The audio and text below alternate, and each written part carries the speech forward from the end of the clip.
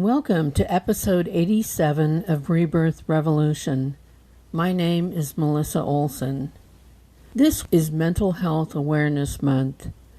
It's a fascinating topic, and one that the pandemic would have thrust out into the light even if we hadn't come up with a special month for it. I've watched The Me That You Can't See and have started reading What Happened to You.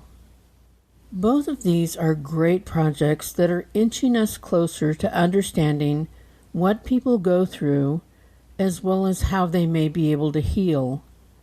This is a tough school that we are all in. It is fraught with peril. We are wired to have needs for connection, and we have predictable responses when our internal needs are not met. It is pretty clear that we have a long way to go before we truly understand all of the ways in which we are affected, both mentally and emotionally. It is clear that we don't have all the solutions wrapped up yet.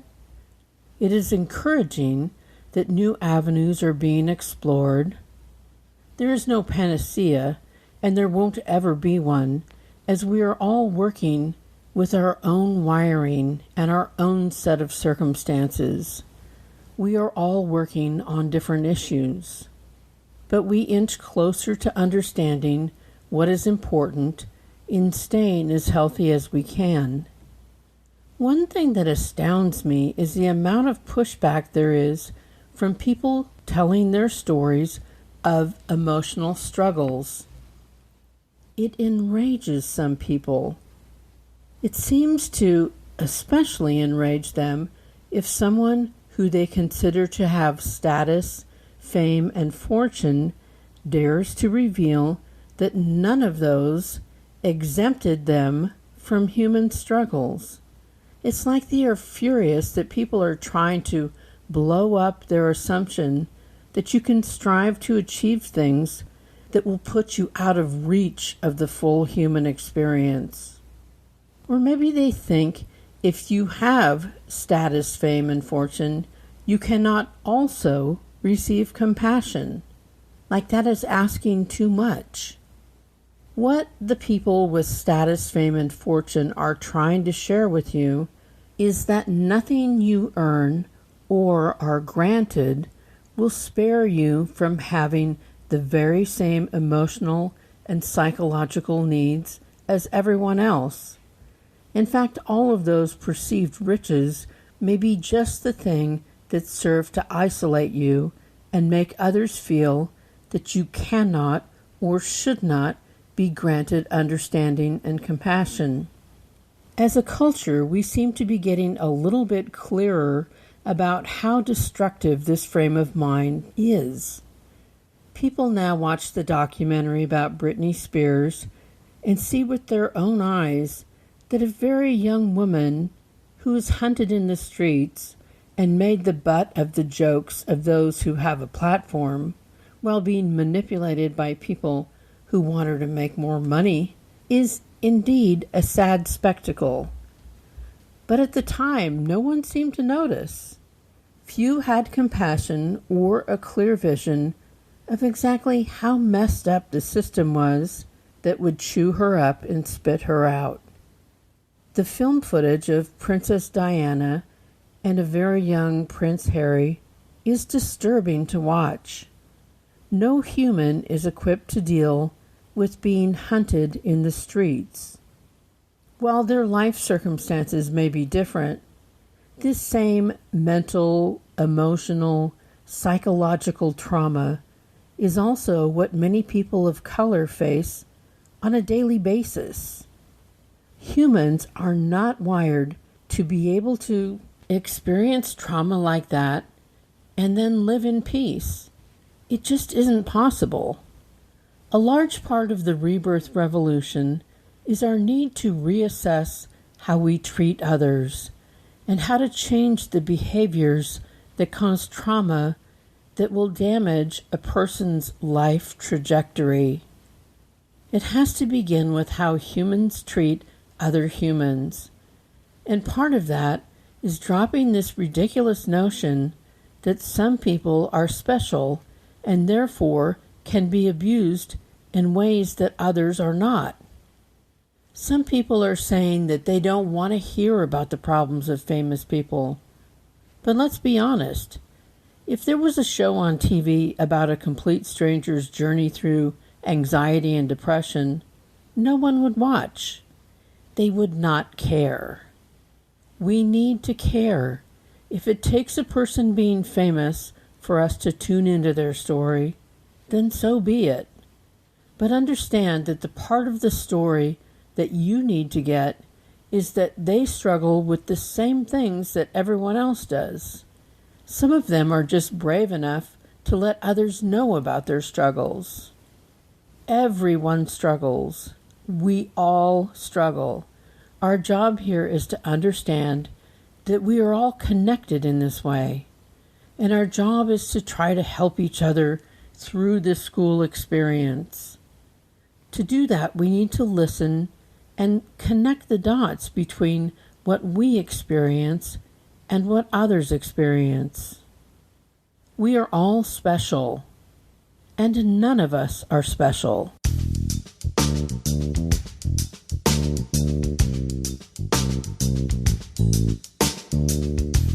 Those who had not been through trauma prior to the pandemic surely have now.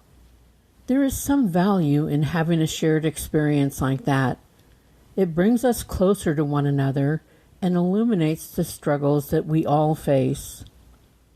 Our compassion is found in the recognition of the struggles of others.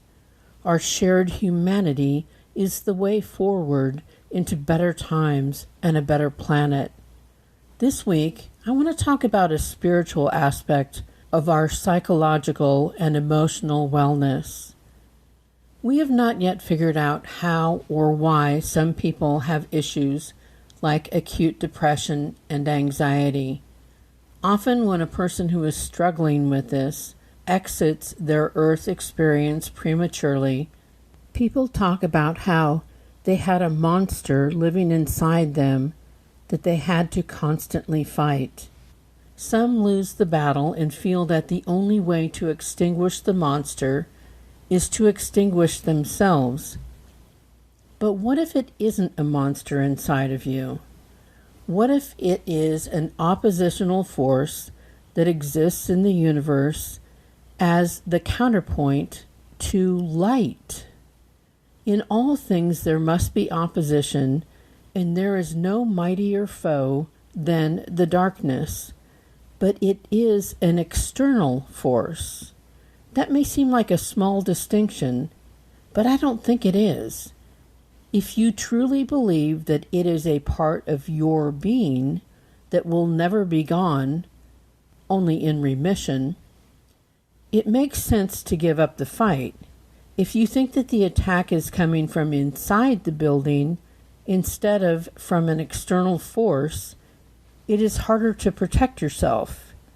If you think it is a defective part of yourself instead of the required opposition to the light you are bringing to the table, you take it personally. In the laws of the system, not only must there be opposition in all things, but the degrees must be commensurate. The more light you bring into the world, the more the darkness will come for you. That may seem like a good reason to not bring any light, but the truth is that the light makes your life more meaningful and magnificent. It makes you more powerful. If the darkness comes for you with the same measure, you should be able to handle it, but not unarmed. I think one of the problems we have is that we are not told that the darkness is coming for us.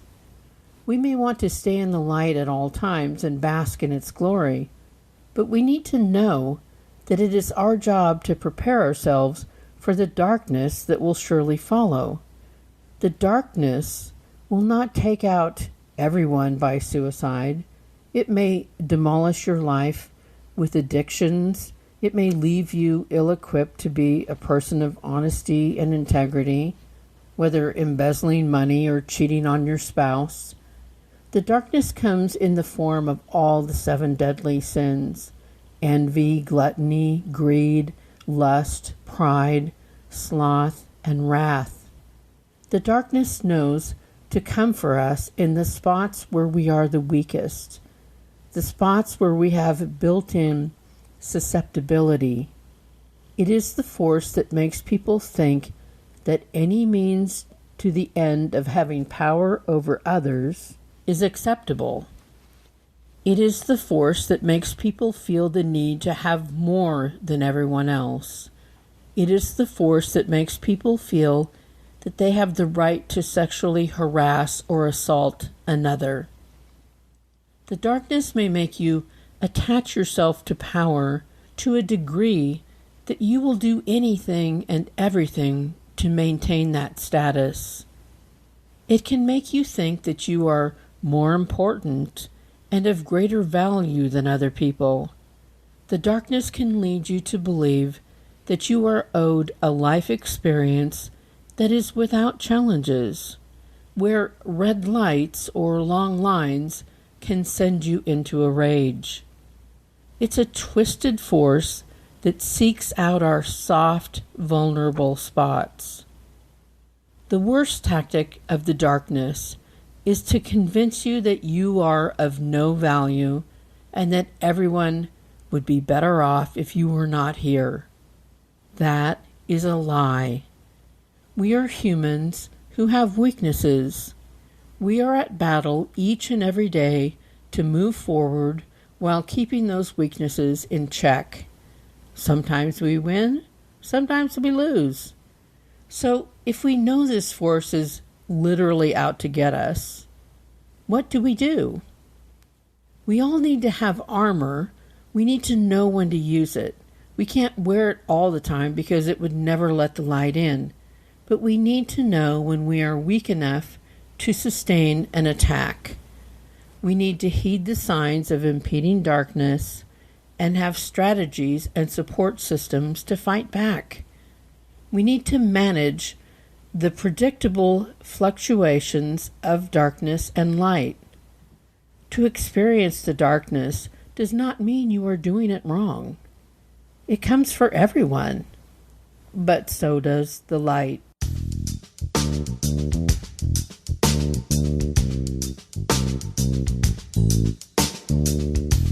Here's the truth. The darkness is more powerful in opposition to people who bring the light. These souls are often the kindest, most compassionate, loving people. They share truth and beauty and wisdom. They are often the most sensitive ones in our midst. We send our most delicate light bearers out into the world defenseless and convince them that they are mentally ill and that their damage makes them less valuable. We lie to them and tell them that their perfect lives should keep them from ever feeling human emotions or weaknesses.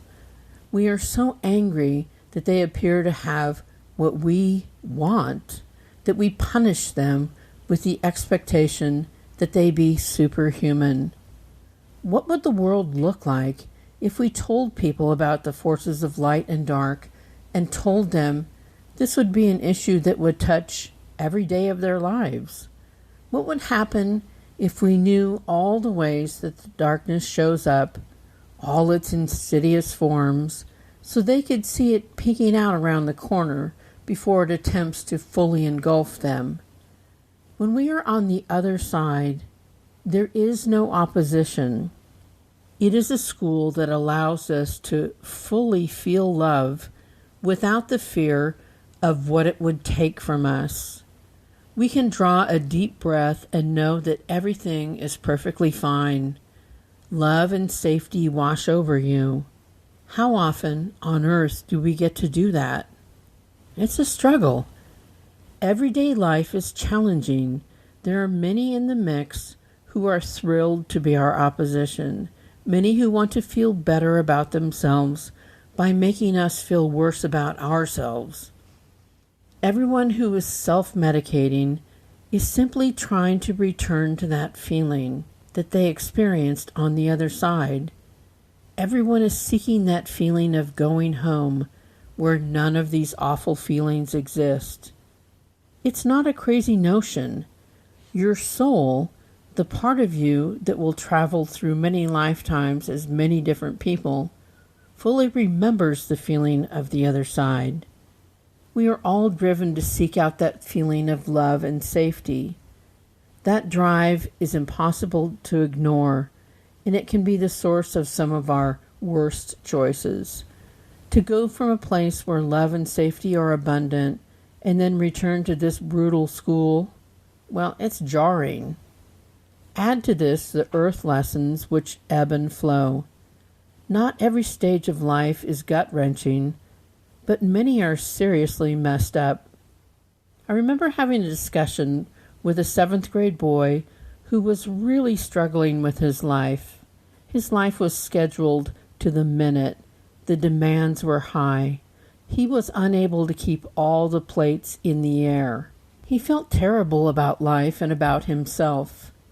I asked him, "Has no one ever told you that 7th grade is the worst time in most people's lives?" Seriously, most adults wouldn't go back to 7th grade for all the money in the world. It is the height of most people's insecurities. The social scene is brutal and soul-crushing. It's the worst. He was shocked to hear this. His parents and doctor decided that he needed to be on anti-anxiety medication to better deal with this impossible life. There wasn't a discussion about rolling his life back to just school, which was more than enough. He wasn't going to become a professional athlete or professional musician or any other focus of enrichment that was throwing his life out of whack.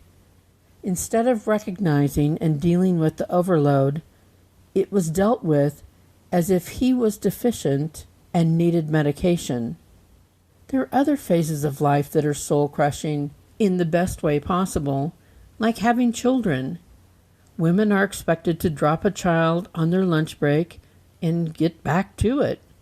It's a time-honored tradition, but having a child is an event that completely reworks your identity. You are changed physically, mentally, psychologically, and spiritually into a completely different person. Children do that before they even arrive. The life path you chose was chosen when you were enveloped in love and safety. You weren't in the stew of darkness and opposition when you made your plans. It is not unusual to have bitten off more than you can easily chew. But might it be easier to chew if you were always prepared for the inevitable return of the darkness? The darkness wants to strip you of your power. It wants you to give up. It wants you to stop caring about yourself and everyone else. It is trying to strip all meaning from your life. But it's a liar, a powerful liar. Since we are all different souls, working from different grade levels on different courses, it would make sense that there's never one fix that will work for all people. But what if we all got comfortable with the concept of this external force, the darkness, and we all paid closer attention to when it is heading our way? And what if we were able to tell those around us that we felt it coming, not as a measure of our mental health, but as a regular everyday occurrence of balancing the dark and the light? What if we detached from the concept of it being a personal problem and started to see it as a human experience, a natural occurrence, much like rain or snow? What if we all had strategies to cope with it, like we do with rain and snow? Let's keep inching into a greater understanding.